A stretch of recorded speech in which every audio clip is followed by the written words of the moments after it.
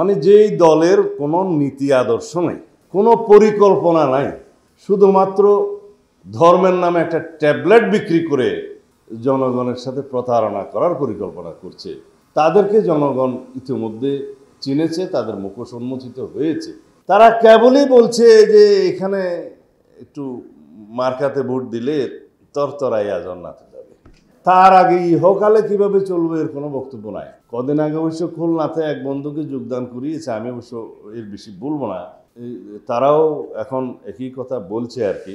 মানে যেই দলের কোনো নীতি আদর্শ নেই, কোনো পরিকল্পনা নাই, শুধুমাত্র ধর্মের নামে একটা ট্যাবলেট বিক্রি করে জনগণের সাথে প্রতারণা করার পরিকল্পনা করছে, তাদেরকে জনগণ ইতিমধ্যে চিনেছে, তাদের মুখোশ উন্মোচিত হয়েছে। বাংলাদেশ জাতীয়তাবাদী দল যিনি সৃজন করেছেন, প্রতিষ্ঠা করেছেন শহীদ রাষ্ট্রপতি জিয়া রহমানের রাজনৈতিক জন্ম থেকে তার শাহাদত বরণ পর্যন্ত, এবং দেশনেত্রী বেগম খালেদা জিয়ার রাজনীতিতে পদার্পণ থেকে আজ পর্যন্ত আমাদের অহংকার, আমাদের তারুণ্যের অহংকার আমরা বলি আমাদের নেতা জনাব তারেক রহমানের রাজনৈতিক সংগ্রামের ইতিহাস এখন পর্যন্ত। এই তিনটা বিশ্লেষণ করলে 5 মিনিটের মধ্যে বাংলাদেশ মানেই বাংলাদেশ জাতীয়তাবাদী দল।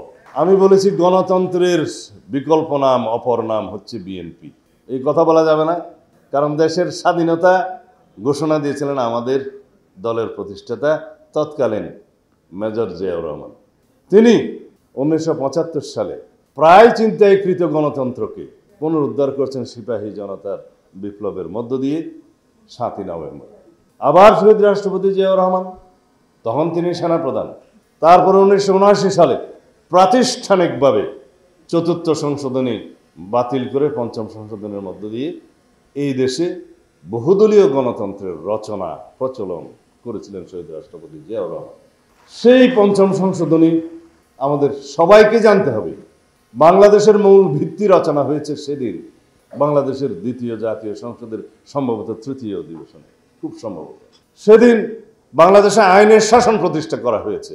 বাকশালে ছিল রাষ্ট্রপতি বিচারপতিদের নিয়োগ করবেন, বরখাস্ত করবেন, বাতিল করবেন, সব ক্ষমতা রাষ্ট্রপতি। আইনের শাসন প্রতিষ্ঠা আমরা এখন অঙ্গীকারাবদ্ধ, ভিত্তি ওখানে।